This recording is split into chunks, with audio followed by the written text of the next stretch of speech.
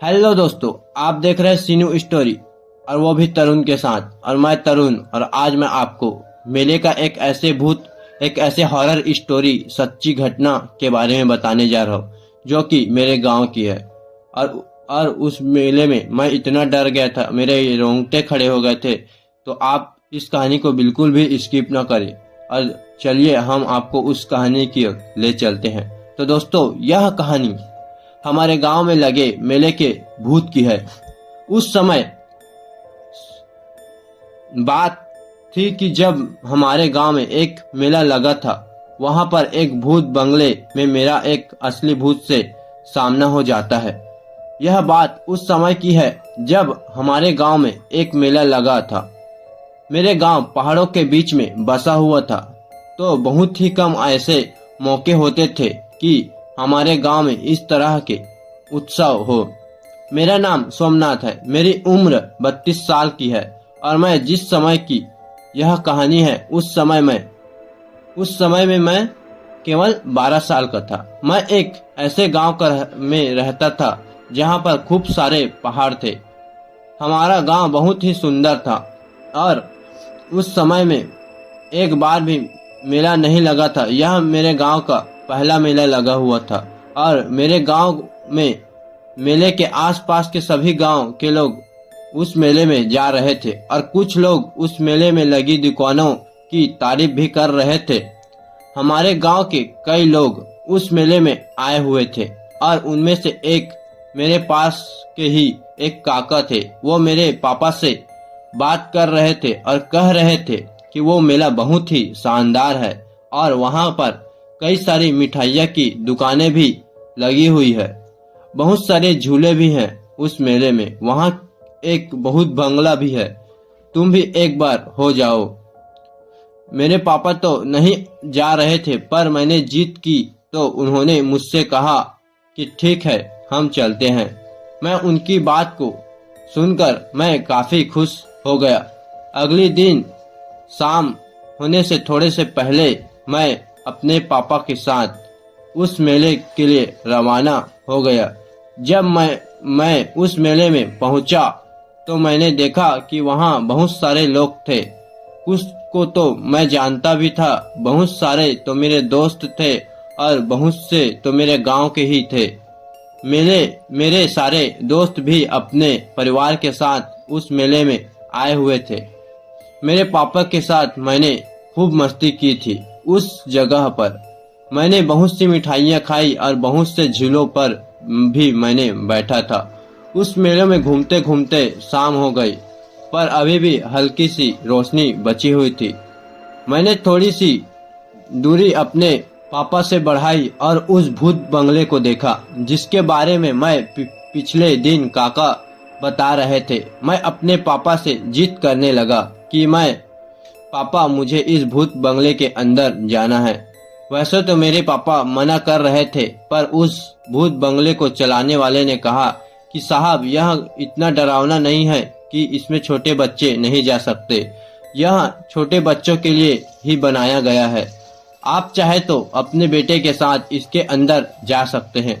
मेरे पापा ने भी सोचा, चलो ठीक है, चलते हैं। उन्होंने 2 टिकट खरीदी और वे उस भूत बंगले के अंदर मेरे साथ चले। वह भूत बंगला इतना डरावना नहीं था जितना कि होना चाहिए था। वह भूत बंगला मेरे पापा के लिए इतना डरावना नहीं था, पर मेरे जैसे एक बच्चे के लिए वो काफी डरावना था। जब मैं अंदर गया था तो मैंने देखा कि वहाँ बहुत सारे ऐसे सामान रखे हुए थे जिन्हें देखकर बच्चे काफी डरते हैं, जैसे कि कंकाल, खून से भरा हुआ फव्वारा, मकड़ी के जाले, डरावने जानवर आदि। मुझे सबसे ज्यादा डर तो उस भूत बंगले में से जो आवाज आ रही थी उससे डर लग रहा था। वो आवाज काफी भयानक थी और वो मुझे आज भी याद है। मैं बस आपको बता नहीं सकता कि वो आवाज कैसी है। थोड़ी देर बाद उस भूत बंगले की आखिरी छोर पर आ चुके थे, तभी मुझे अपने पीछे से एक ऐसी आवाज आई जो तब तक आती है जब तक कोई बड़ी सी बॉल जमीन से टकराते हो। मैंने पीछे मुड़कर देखा तो मुझे एक काले कपड़ों में एक आदमी दिखाई दिया, जिसे देखकर मैं काफी डर गया। वो जो कोई भी था, उसका पूरा शरीर काला और अजीब कपड़ों से ढका हुआ था। वे कपड़े काले रंग के थे, उसकी आंखें लाल थी और उसके 2 बड़े दांत थे। वो मुझे देखकर हंस रहा था। उसकी हंसी बड़ी ही भयानक थी और उसके मुंह से उसके भयानक दांत दिखाई दे रहे थे। उसके हाथों में वो बाल थी और वो उसे अपने दांतों दोनों हाथों से पकड़े हुए थे। उसके हाथों के नाखून बड़े और पैने थे। वो मुझे अपनी ओर बुला रहा था। यह देखकर मैं इतना डर गया था कि मैंने अपना हाथ अपने पापा के हाथों में कसकर पकड़ लिया। जब हम बाहर निकले तो मेरे पापा ने कहा कि देखो, डरो मत, ये केवल हमें डराने के लिए बनाया गया है, यह सच नहीं है। मैंने अपने पापा से कहा कि हाँ पापा, पर वो काले कपड़े वाला तो काफी डरावना था। मेरे पापा ने उस काले कपड़े वाले भूत को नहीं देखा था।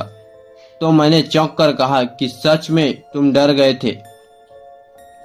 उसके बाद जब मेरे पापा उस भूत बंगले वाले मालिक के पास गए तो उन्होंने उससे कहा कि तुम्हारा भूत बंगला तो बच्चों के लिए अच्छा डरा रहा है। फिर उन्होंने उस काले कपड़े वाले भूत के बारे में कहा तो वो भूत बंगले वाला बोला कि अंदर तो सिर्फ नकली सामान रखे हुए हैं और कोई भी आदमी नहीं है जो लोगों को डरा सके। शायद इस बच्चे ने कोई पुतला देखा हो। मेरे पापा भी बोले कि हाँ, हो सकता है पुतला। फिर उसके बाद हम घर वापस लौट आए। मैं जब रास्ते में आ रहा था तब मैं केवल यही सोच रहा था कि अगर उस भूत बंगले में लोगों को डराने के लिए कोई आदमी नहीं था तो वो कौन था जिसे मैंने देखा था। वो पक्के से कोई पुतला तो नहीं था। वो मेरी अपनी ओर बुला रहा था। अगर मैं उसके पास चला जाता तो मेरा क्या होता।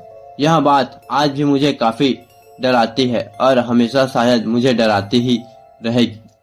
तो दोस्तों, सो आई होप कि आपको यह हॉरर स्टोरी अच्छी लगी होगी। अगर अच्छी लगी है तो प्लीज वीडियो को लाइक कर दीजिए, सब्सक्राइब कर दीजिए और शेयर करना बिल्कुल भी ना भूले। तो फिर मिलते हैं हम अपनी अगली वीडियो में। तब तक के लिए गुड बाय।